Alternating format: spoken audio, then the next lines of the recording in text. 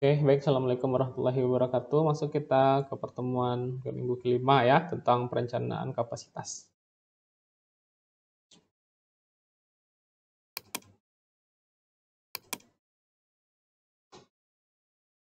Oke, kapasitas dapat diartikan sebagai hasil produksi atau jumlah unit yang dapat ditahan, diterima, disimpan, atau diproduksi oleh sebuah fasilitas dalam suatu periode waktu tertentu. Menurut pembagian waktunya, kapasitas bisa dibedakan menjadi 3, ya. Ada kapasitas jangka panjang. Nah, kalau di bukunya berarti long term capacity dengan durasi lebih dari 1 tahun. Merupakan fungsi penambahan fasilitas dan peralatan yang memiliki lead time yang panjang. Nah, kapasitas jangka panjang berarti ini digunakan kapan misalnya kapan pergantian mesinnya akan diadakan, ya. Kemudian ada mid-term capacity, ya, dengan durasi 3 sampai 18 bulan. Yang dapat dengan menambahkan peralatan, karyawan, jumlah shift atau giliran kerja, subkontrak, juga membuat atau menggunakan persediaan. Itu perencanaan untuk kapasitas jangka menengah, ya. Kemudian ada yang short term capacity, kapasitas jangka pendek, biasanya sampai dengan 3 bulan. Perhatian utamanya pada penjadwalan tugas dan karyawan, serta pengalokasian mesin. Mengubah kapasitas dalam jangka pendek sangat sulit, sehingga kapasitas yang digunakan biasanya yang sudah ada. Jadi perencanaan kapasitas ini lebih banyak kepada menggunakan peralatan, ya, bagaimana menggunakan atau memanage peralatan mesin yang ada di pabrik. Nanti kita akan masuk ke hitung-hitungannya, ya.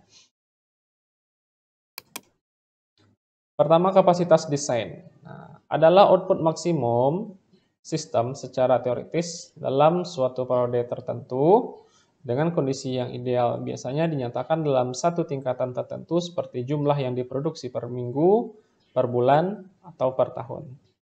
Sebagian besar organisasi mengoperasikan fasilitasnya pada tingkat yang lebih rendah dari kapasitas desain. Mereka menyadari bahwa mereka dapat beroperasi dengan lebih efisien bila sumber daya yang mereka miliki tidak dimanfaatkan pada batas maksimum dan berharap dapat beroperasi sekitar 82% dari kapasitas desain. Ya, maksudnya seperti ini. Nah, jadi mesin itu kan dia kan nggak bisa, sebenarnya dia bisa mencapai titik maksimum berapa banyak jumlah yang diproduksi, tapi digunakan sekitar 82%. Ya. Gunanya buat apa? Gunanya itu kalau digunakan dengan kecepatan maksimum nanti akan cepat rusak, ya, akan cepat maintenance-nya. Nah, ibaratnya kalau kita punya kendaraan tentu nggak langsung ke kecepatan maksimum, ya, nggak langsung ke kecepatan maksimum. Makanya ada 82% itu udah cukup bagus ya untuk kapasitasnya. Jadi tidak perlu terlalu dipaksakan. Tidak harus sampai 100% atau melebihi kapasitas maksimum itu sendiri.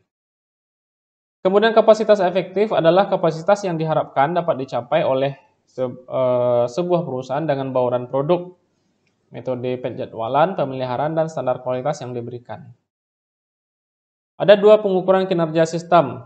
Yang pertama adalah utilisasi atau pemakaian, yaitu persentase kapasitas desain yang sungguhnya telah dicapai, serta efisien, yaitu persentase kapasitas efektif yang sesungguhnya telah dicapai. Nanti ada. Kapasitas desain menunjukkan output maksimum pada kondisi ideal di mana tidak ada produk yang rusak atau cacat, hanya untuk perawatan yang rutin. Oke. Kapasitas efektif menunjukkan output maksimum pada tingkat operasi tertentu. Pada umumnya, kapasitas efektif lebih rendah dari kapasitas desain. Kapasitas efektif seringkali lebih rendah daripada kapasitas desain karena fasilitas yang ada mungkin telah didesain untuk versi produk sebelumnya atau bauran produk yang berbeda daripada yang sekarang sedang diproduksi.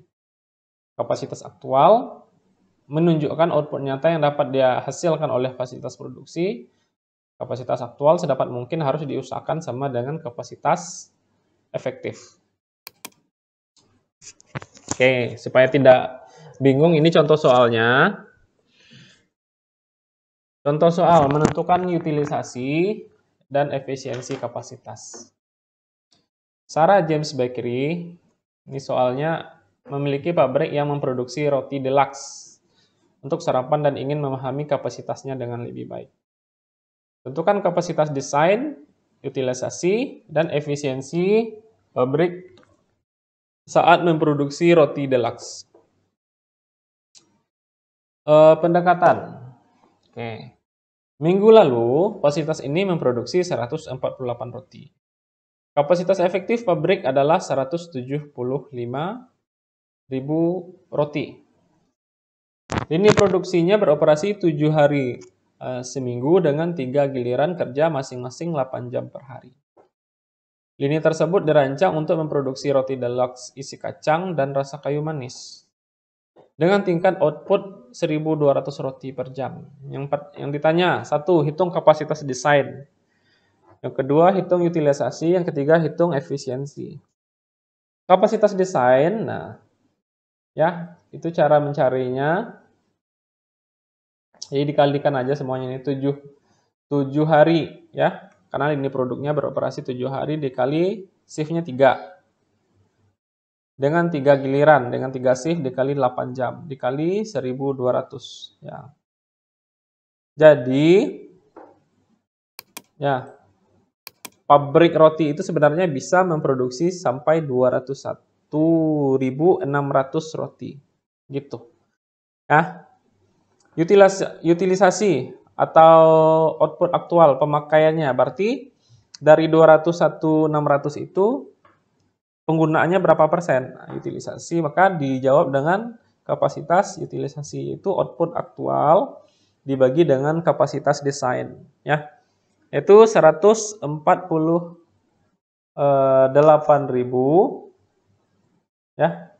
148.000 dibagi 201.600. Jadi 73,4%. Kemudian efisien, hitung efisiensi. Efisiensinya berarti dibandingkan dengan kapasitas minggu yang lalunya, ya. 148 per 175.000, makanya angkanya menjadi 84,6%. Gitu ya. Oke, next. Nggak ada masalah di sini.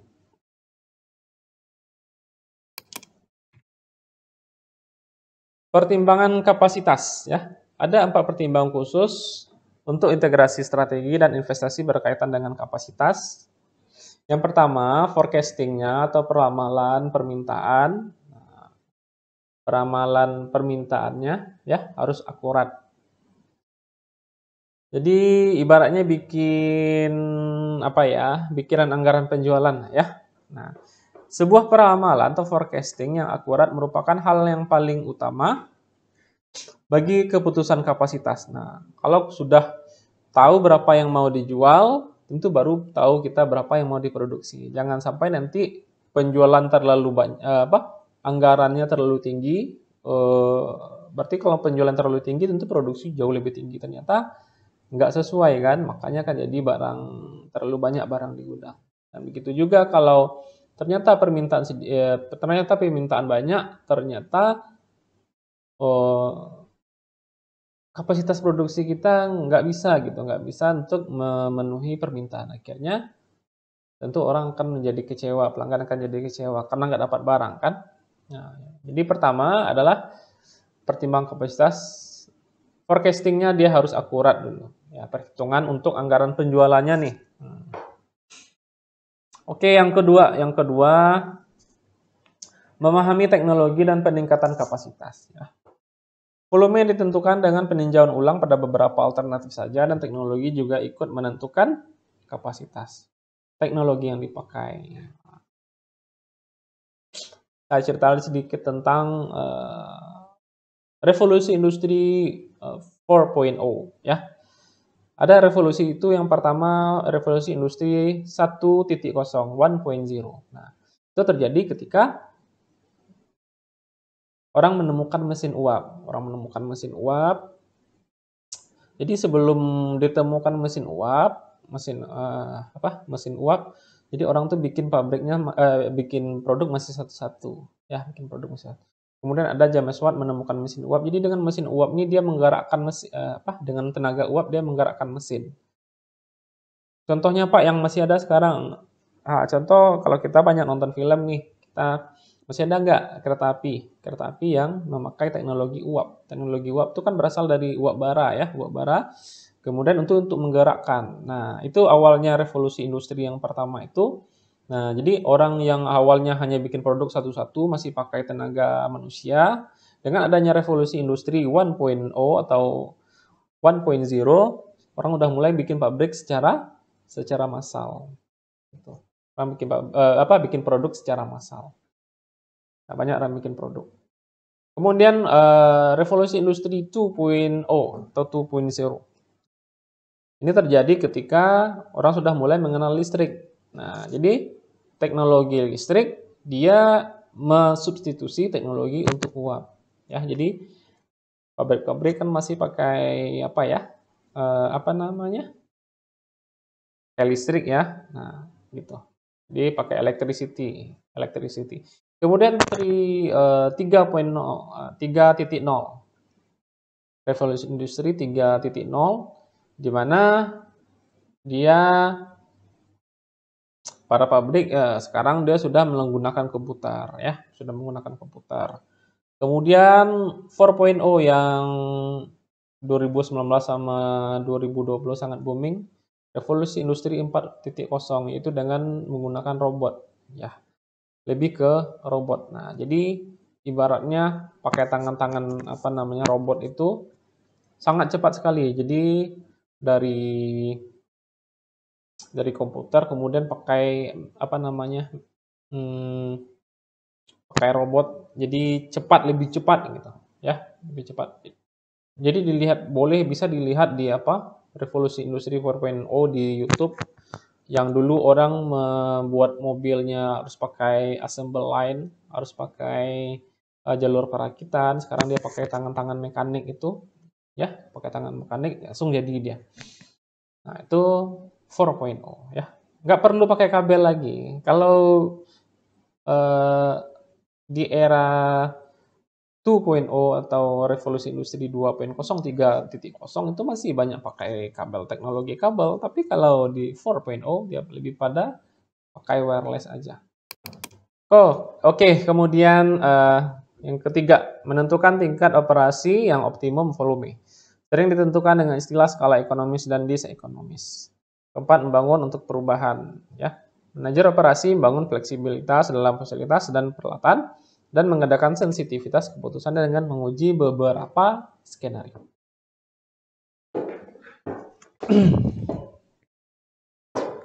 Oke. Tadi sampai di sini sudah.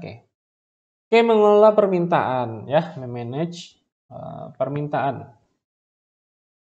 Walaupun peramalan sudah baik, kadang terdapat ketidakcocokan permintaan dan kapasitas sehingga bisa terjadi permintaan melebihi kapasitas atau sebaliknya kapasitas melebihi permintaan. Nah, seperti yang saya katakan tadi ya. Oleh karena itu, ada taktik untuk menyesuaikan kapasitas dengan permintaan, yaitu dengan satu, mengubah staf yang ada dengan menambah atau mengurangi. Yang kedua, menyesuaikan peralatan dengan membeli mesin tambahan, menjual atau menyewakan peralatan yang ada. Yang ketiga, memperbaiki proses untuk meningkatkan hasil produksi. Keempat, mendesain ulang produknya untuk meningkatkan hasil produksi. Kelima, menambahkan fleksibilitas proses untuk memenuhi preferensi produk yang sering berubah. Keenam, menutup pabrik. Ya. Tergantung permintaan, tergantung ya pesanan, order. Ada teman saya, dia jual forklift. Forklift itu untuk angkat mesin di Jakarta. Ya. Dia selain dia jual, kemudian dia sewa. Ada yang dia menjual juga, kemudian dia menyewakan, bukan dia sewa. Dia menyewakan. Jadi dia itu. Tergantung permintaan. Nah, jadi kalau seandainya perusahaan yang ingin membeli forklift, nah ada perusahaan itu yang cenderung dia membeli forklift dan ada yang menyewa. Nah, itu harus pandai-pandai juga. Lebih baik kita membelikah atau daripada kita menyewa. Nah, misalnya nih di gudang, kita kan butuh forklift untuk mengangkat ke kontainer itu ya, kontainer. Nah, ada beberapa perusahaan itu yang dia melakukan efisiensi. Jadi awalnya dia ada yang beli, kemudian ternyata apa namanya, maintenance-nya susah, kemudian perawatannya susah, akhirnya ada memutuskan untuk menyewa aja, ya. Dan saya pernah waktu pergi ke Jakarta itu, ya, untuk menemani waktu itu saya pergi nggak salah ujian tes Kementerian Keuangan gitu. Jadi saya lihat juga untuk pabrik, wah besar sekali memang di Jakarta, memang beda sekali dengan yang di Padang ya. Kemudian yang terakhir nih, ada yang menutup pabrik di sini, berarti permintaannya memang sudah sangat-sangat berkurang ya. Ya berarti ya ditutup lagi karena permintaan berkurang. Perencanaan kapasitas membutuhkan 2 tahap. Tahap pertama, permintaan di masa yang akan datang diramalkan dengan model tradisional seperti konsep statistik. Tahap kedua, peramalan digunakan untuk menentukan kapasitas serta peningkatan ukuran untuk setiap penambahan kapasitas. Kemudian cara untuk menetapkan kapasitas yang harus dimiliki oleh sebuah fasilitas agar mendapatkan keuntungan adalah analisis titik impas. Analisis titik impas. Oke, merupakan cara untuk menetapkan kapasitas yang harus dimiliki oleh sebuah fasilitas untuk mendapatkan keuntungan. Tujuan analisis ini adalah untuk menemukan sebuah titik dalam unit dan satuan nilai uang di mana biaya sama dengan pendapatan. Titik tersebut disebut titik impas. Ya. Perusahaan harus beroperasi di atas tingkat ini untuk mencapai keuntungan. Ya. Asumsi yang mendasari analisis titik impas adalah biaya dan pendapatan ditunjukkan garis lurus sehingga berbentuk fungsi linear. Pulang pokok namanya. Ini ada biaya, ini ada volume. Ini total revenue. Total revenue berarti kalau 0 yang kita jual berarti itu nggak ada. Nah, jadi ini total revenue ya. Total revenue ini. Kemudian ini biaya nih. Biaya ini ada yang ini. Biaya ini ada yang horizontal, berarti fixed cost. Berarti biaya tetap. Biaya tetap berarti berapapun jumlah yang diproduksi maka tetap sama, misalnya sewa gudang ya, sewa apa kek gitu. Fixed cost. Kemudian ada total cost. Total cost berarti itu total cost antara fixed cost dengan variable cost-nya. Variable cost mana di sini? Lupa deh ya. Oke, biar aja. Dia ada variable cost ini semakin banyak yang semakin tinggi volume, maka semakin tinggi juga variable cost-nya. Pendekatan aljabar, ini silakan dibaca. Oke, ini rumusnya. Masuk kita ke soal ya, Contoh PTX dia memiliki biaya tetap 1 juta, biaya tahap tenaga kerja 12.500 per unit biaya bahan baku. Harga jual 40.000 per unit. Maka BEP-nya, nah kalau cari BEP per unit, pulang pokoknya, nah, maksudnya itu supaya perusahaan dia pulang pokok, mencapai break even point, dia harus jual berapa. Nah, jadi tinggal dimasukkan rumus ini. Ya, BEP kemudian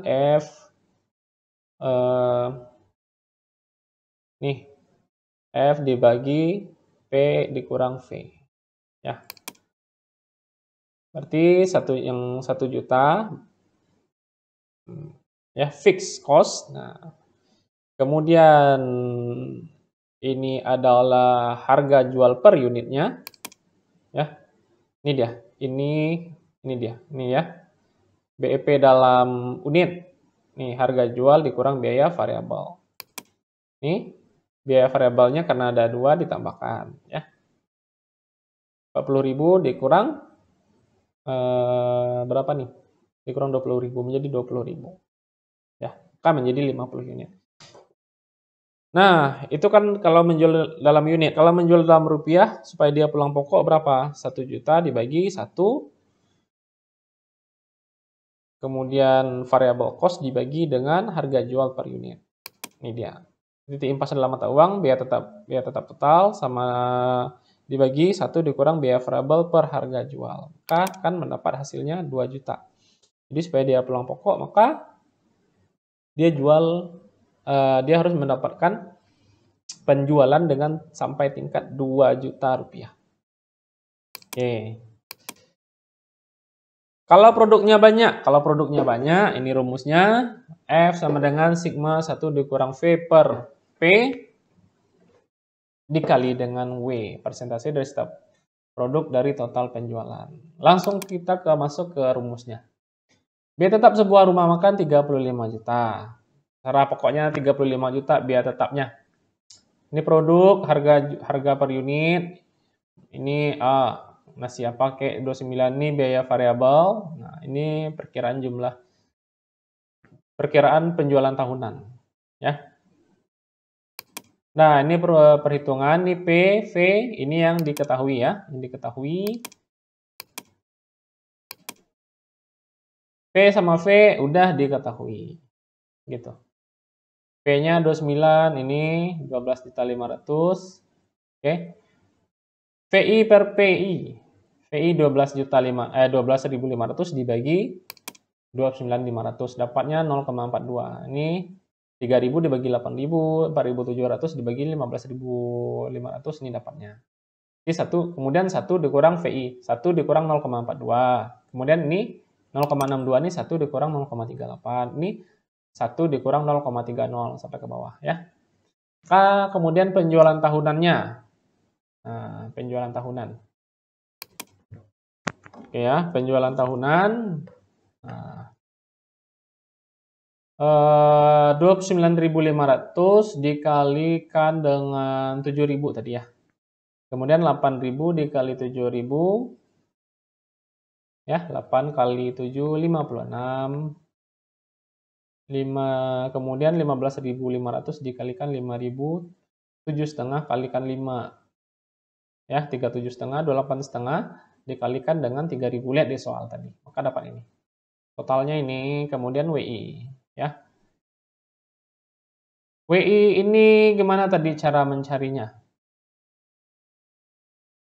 WI apa tadi ya? WI itu rumusnya persentase dari produk dari total penjualan. Oh, oke. Persentase setiap produk dari total penjualan.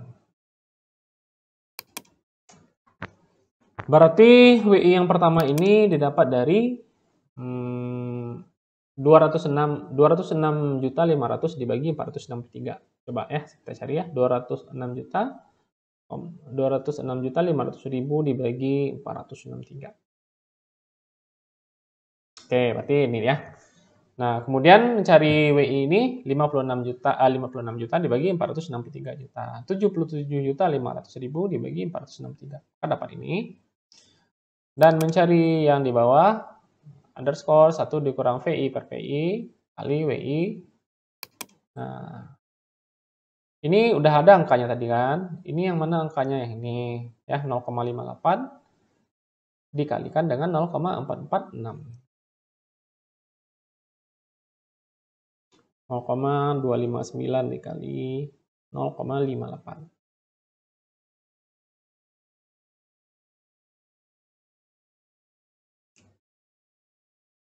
0,58 dikali dengan 0,446. Ya, oke. Yang ini dikalikan dengan ini dapat 0,259, 0,075, 0,117, 0,054, 0,120 dijumlahkan ya. BEP break even point berarti dimasukkan rumus yang dalam rupiah. Break even point dalam rupiah tadi. Maka menjadi 35 juta. Nah, 35 juta kemudian dikalikan ini tadi biaya tetapnya ya. Fixed cost-nya dikalikan 12. Ini kan per bulan ya. Kan kalinya jadi dijadikan per tahun dikali 12 dibagi 0,625. Ya, dapatnya 672 juta per tahun. Jika 1 tahun sama dengan 52 minggu, 1 minggu sama dengan 6 hari, maka 1 tahun sama dengan 312 hari. Oke. Jadi BEP dalam rupiah, nah, BEP-nya dalam rupiah 672 juta. Ya, 672 juta. Ini dia dapat didapat dari BEP dalam rupiah dibagi 312 hari. Penjualannya harus 2.153.846,20. Kapasitas penjualan produk A per hari sama dengan WIA dikali BEP RP dibagi PIA. WIA ini 0,446 tadi, ya. Itu untuk produk A. Oke, dikali BEP dikali 2.153.846.200 dibagi harga jual per unitnya. K menjadi kapasitas penjualan produk. Ya, dia menjadi 33. Ya. Kalau kapasitas penjualan produk B per hari berarti WIB dikali WIB ya. Dikali BEP bursa kok bursa sih? Break even point 2.153.846 juga. Nah, WIB-nya tadi dapatnya 0,121 ya. 0,121 dikali 2.153.846,20 dibagi dengan harganya. Harganya berapa tadi? 8.000. Nah, jadi bisa kita cari yang untuk produk A, untuk produk B, untuk produk C, untuk produk D, dan untuk produk E. Ya. Oke, nanti akan kayaknya sepertinya akan ada tugas nih. Ya. Ada tugas, mudah-mudahan dikerjakan di Google Classroom. Udah gabung semua ya. Terima kasih. Wabillahi taufiq wal hidayah. Assalamualaikum warahmatullahi wabarakatuh.